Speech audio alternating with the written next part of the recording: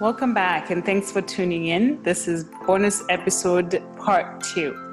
What are then, Mike, you talked about the online dating, but just curious about doing a round robin and hearing, like, what are some of the qualities that draw you to somebody new? And we'll start with Megan, Mary, Joe, and Mike. I think it depends on the format you're meeting them in. If it's Tinder or Bumble or someplace online, grammar is a pretty big one. That's my initial first impression, not just off your photos or whatever, short clip you're putting out there, but that's your first impression to me. Grammar, somebody who seems to have a sense of adventure, who seems diversified, not somebody who only hikes for all things social and everything, but somebody who is interested in staying in and going out. Kind of like the guy said, somebody you feel like you could take into a lot of situations and not have to babysit. They're adaptable. Sense of humor, I'm pretty sarcastic, and I appreciate that witty banter back and forth. And I tend to be quite direct and honest, so someone who is not intimidated by open conversation, having that transparency and the ability to communicate even on tough subjects without feeling defensive or being able to work through even the stuff that's challenging. Yeah, that's awesome. What about you, Mary? So for me, certainly I would like them to be intelligent, also humorous, sense of adventure, tolerant and empathetic. I think those are really important qualities, so that they're not so set in their ways, but they're willing to explore new thought processes and, not willing to laugh at themselves. I think that's important. I also look at grammar on sites and stuff, and it's like, oh my. Yeah, that's a big one. Spell checker, please. Yeah, that's a big one for me too. What about you, Joe? Yeah, for me, I think, grammar is one of the things that I can't do the short form texting. Even just saying K drives me crazy. But I think just being able to get the sense from, it's hard to encapsulate, a person's persona in, a profile, but getting the sense that it's someone that has intellect and has a sense of humor and can laugh at things, people that look at life in a more positive manner than most, because when you get to read someone's profile and it's all this stuff like, oh, don't do this, I don't want this, I don't want that, and then when people are always looking at the negative, it's usually someone you kind of shy away from. You want someone that's giving you sort of like a positive outlook from their profile, and they're showing that it's someone that's intelligent and you can carry on a conversation, with them about from social issues to political and religious or whatever, that you can have multifaceted conversations without feeling like, the conversation is dragging. So it's mostly just someone I know that I can talk to. Right. Yeah. Yeah. What about Mike? I'm kind of a everything in moderation kind of person. And so I'm looking for someone who's kind of open-minded, who doesn't think that they know it all. I agree with Joe when he said people who give this laundry list of stuff they're not looking for, or don't do this, don't do that. That's a little bit of a turnoff for me. I really like someone who says, I'm open to whatever happens and I don't have any expectations. That to me is exciting, because I will not be interested in someone because I think that they are looking for something specific. And I think it's very hard to match that if they have something in their head that they're looking for. And so I'm looking for someone who's pretty open and willing to experiment and explore and get to know someone. Right. And that's what excites me is the idea of getting to know someone, and not looking for something specific, but almost being surprised. Right. Yeah. This also makes me think about, when I look at online profiles and, we have the Tinders of the world and Bumble, and somebody just puts a picture and a place where they're from and nothing else. And it's like, you expect me to, swipe right, when you don't even have anything on there. And like everybody else on here, I am so much about grammar. Like, seriously, take a minute to spell check and check your English, right? Because it's like you have to put your best foot forward. I mean, why not put your best profile forward? It doesn't have to be like elaborate, but at least something that, you know, will attract me to want to swipe right on your profile. So yeah, thanks for answering that question. And I'm just curious about, you know, the dates that you guys have had. Who's had the best date that comes to mind? I think a best date is a date in which you're actively engaged in something. So like I've been on a first date where I've gone fishing, and that was so fun. You know, it's fun to go out to dinner and dancing and what have you, but I'd rather do something that we're both engaged in an activity. So going to a ball game, even though you're silently watching it, you're still engaged in that activity. Nice. Yeah. I agree. I went and did a cooking class with a guy, which was a great date. It was not a love connection. I would say that it was not one of the best dates I've ever been on, but it was a great date because of the activity, and I liked like learning together, and I learned so much about his communication style and how he responded when he was frustrated, or, you know, lots of different things in this microcosm of like an hour and a half cooking class. So it wasn't the best date in terms of outcome, but it was a fabulous date in terms of doing something active together that most people like to do, which is eat good food, and learning something new and having a really engaging process, like Mary was saying, you know, doing something together versus just staring at each other over a glass of wine. So I did really enjoy that a lot. I would agree. Yeah, that's awesome. I guess for me, I was just thinking like my general idea of a good first date is whenever I think I would cook, you know, for my dates. That's of course with having had, you know, conversations before and, you know, gotten to know each other. But the idea of like cooking for someone is something that I, you know, enjoy, and just having, you know, to share that meal and then saying like, you know, I have this aspect of me that's good and I can make good food for you and you can enjoy that. And then, you know, we can share in the experience of cooking together and talking, and then, you know, having a conversation afterwards. I guess it gives me a certain level of comfort, you know, to cook for someone and, you know, talking while we're cooking and enjoying the meal. Nice. Yeah. What about Mike? I've had a couple really nice dates, and one a couple things that stand out for me is I've gone shopping, grocery shopping, with several women, and that's a great way to walk around the grocery store together. We pick out something together, cook it together, and I think for me that's a fun date. I enjoy that, the whole process. Yeah. I guess I was focusing on a first date for the guys. Oh. Are those like several dates in, or is that like a one or? Yeah, that's not a first date for me.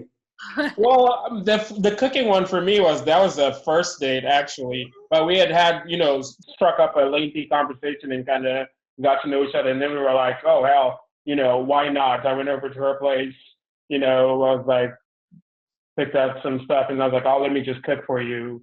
We just kind of, it just happenstance to be like a moment where we're like, you know what the hell, what do we keep wasting time for? I always want my first dates to be real simple and have the option for it to be quick.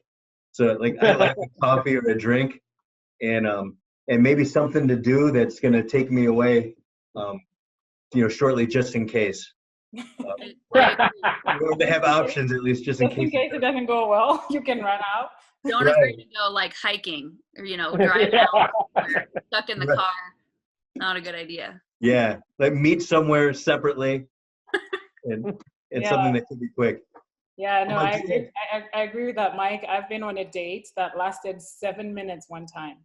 Wow, I shortest just date knew ever. it was not the right fit, and I just told him the truth. I was like, you know what? It was nice meeting you, but this is not what I thought it was. And thank you for making time to meet with me, and have a good luck. And that was it. So See, yeah. here So you weren't direct. what's that? I said here you were saying you weren't direct. But see, I was direct after I hooked him in. But it's the initial conversation when I'm out and about. And actually, you know, one of the things that Joe and I were talking about is that, you know, like I said, I've had guys comment on whether it's a dress or, you know, jewelry or hair. These days it's about my hair. For some reason, guys compliment on that. And, you know, it just goes like this, because I'm like, they're really honestly complimenting me. And I say, thank you. And I go my merry way. So now I'm going to have to come up with a nice little comeback of saying, you know, well, what do you like about it? Or something cute that will keep us talking. So I'm working on that. Kanu, I really do like your necklace and earrings. Well, thank you, Mike. What do you like about my necklace? I like how they match one another. And it screams that you are a star. Oh, thank you. That's why I like you. That's why I thought you'd be a good fit for this podcast. Yeah, so, you know, I don't want to keep this too long, but I want to now open up to you guys. You know, facilitating, but we have 2 women, 2 men. Are there any questions that you want to ask each other in terms of, like, you know, from a female perspective, asking the guys and vice versa? Oh, I'll go first. This is something that just popped in my head.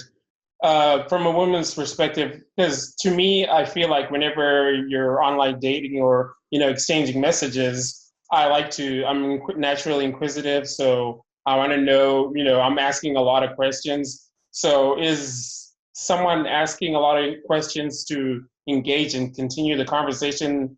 Does that, like, what's the threshold for too many questions, I guess, is what I'm asking. Like, where do you then cut off, or, you know, how to continue the conversation flowing without seeming like you're, like, you know, pulling teeth and asking too many questions? Does I anybody think take the that one? questions are good as long as they're reciprocated. So if Yeah. you're asking a lot of questions and she's asking questions back of you, you know, that's dialogue, that's conversation. Mhm. If you're bombarding with questions and all of a sudden it goes silent, then you probably asked too many.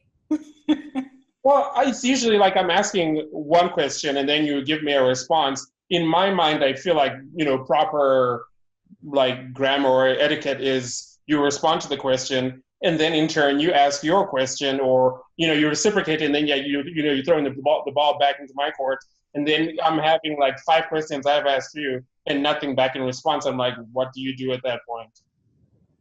On Yeah. social media, I let it go. I mean, ultimately, if someone wants to pursue you and is interested in you and you've put it out there, then they're going to do that if they're interested. And maybe they are, but they've got several other things going on. I mean, that's kind of the downside with the online dating, is that most of the time people are talking to multiple people at one time. And so there might be somebody who's captured their attention a little more or before you.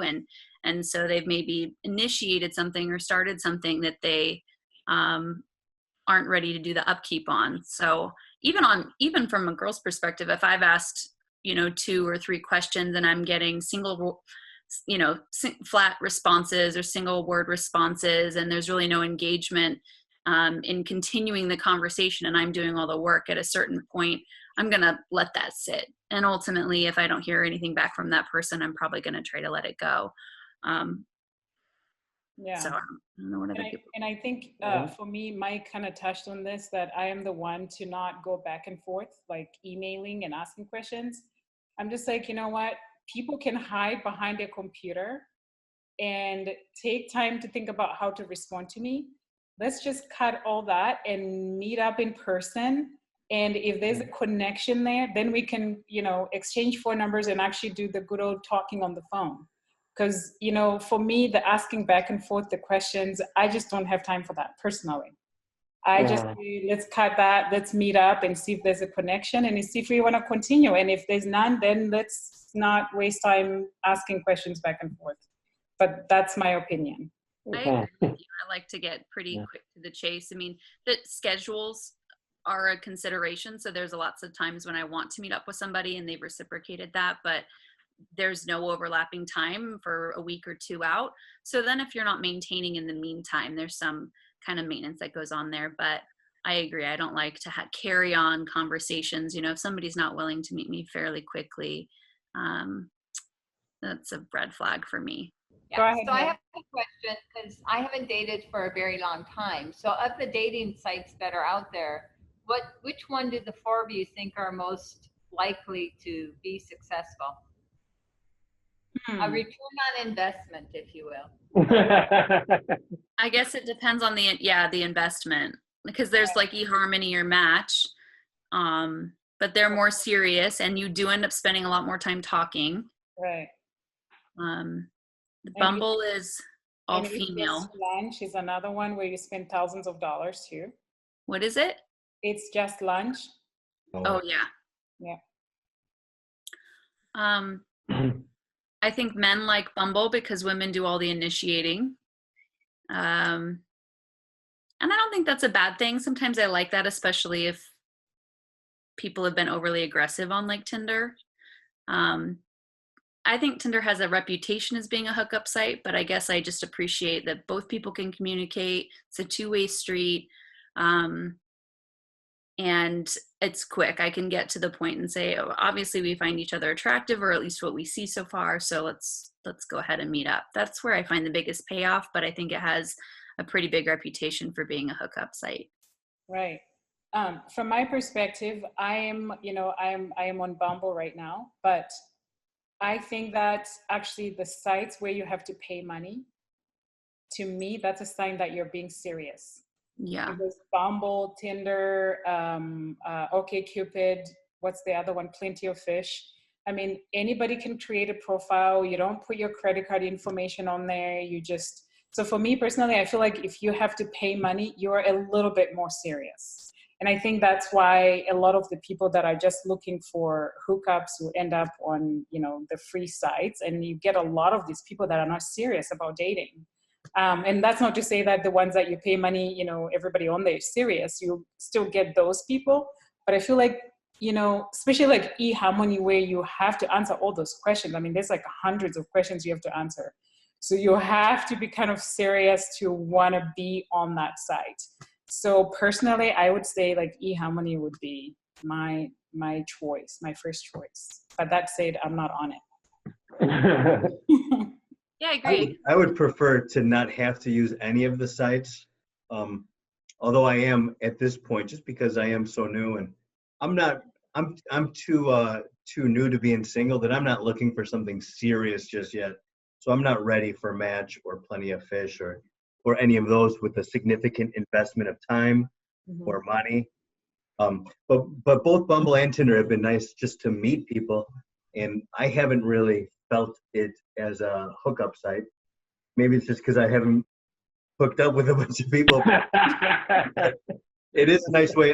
I've met probably, I don't know, 8 people in person from these sites, and probably 3 or 4 of them are people that I hope I will continue to stay in touch with or be friends with for a long time to come. Nothing serious at this point has come of it, but I'm totally okay with that.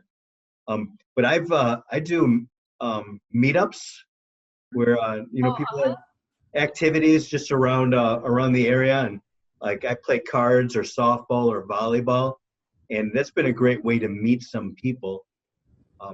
It's not a dating site at all, and it's not designed as an opportunity to date, but it is an opportunity to meet people. We're doing the same thing you are. Yeah, exactly. And I would much prefer to start a relationship based on a mutual interest like that. Yeah, that's a good one. I didn't think about Meetup for sure. Absolutely.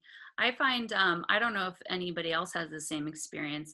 I find that especially I have been on Bumble, I'm not currently, but on Tinder or Bumble, that people will often match with me, but they won't talk to me. Even if I initiate the conversation, if I put the first effort out there, that there's less than a 50% return rate. I feel the same. Yeah, and regardless of whether I ask a genuine question based off their profile, whether I just say, hey, how are you? If I do something witty or ask them a joke, I mean, it doesn't really, I've played around with what kind of like openers get the best response, and it doesn't seem to have a big difference. Creative is better, I guess, but I oftentimes think that it's just, an ego post for people. They're swiping and they want this initial gratification or immediate gratification around, did this person match with me? Did they find me attractive? But there's zero desire or even any intention of following through on it. It's just about, it's almost becomes a game, which I think is really interesting. And so in that way, Mary, I totally agree with Kanu that it's, the paid sites are, if you're ready for that those are the way to go. Absolutely. Like eHarmony and Match. Yeah, that's awesome. So going around again, does anybody have any questions you want to ask? I do have a desire to be able to talk to someone out of the blue at the grocery store or at a restaurant or even like walking in the park. Do women find that creepy if a guy is to say, "Hey, how you doing?" At the store? I don't think so. At the store, that seems to be a safer environment. But if I were in the park and you came up to me in the park, I might be a little more leery. I don't know why. More isolated. Yeah. I mean, definitely don't approach people in dark alleys. A lot of it, I think, is just is just your presentation of it, right? Hey, you know what? I like to say, like, I noticed you from over there. I just wanted to come over and say hi, see how your day's going, or just some kind of like genuine interaction. Yeah. Somebody might be a little leery of you for a moment, and that's okay, right? Like they're going through the same process you are. It's a little awkward for them and probably doesn't happen to them every day. Right. That doesn't mean it has to be bad or that it has to continue on that trajectory. It can be your responsibility to help offset that just by being kind and transparent and, giving a brief compliment. I certainly wouldn't leer at someone across the park for a while before doing it. I mean, and there you could get feedback. You could, smile. And if someone smiles back at you and you approached, a few minutes later and just said, "Hey, I noticed you." I think most people would interpret that as flirting, not stalking. Yeah. I feel like I should practice that, like walking up to people and saying, "Hey, I noticed you. How are you?" Or you said, "How's your day?"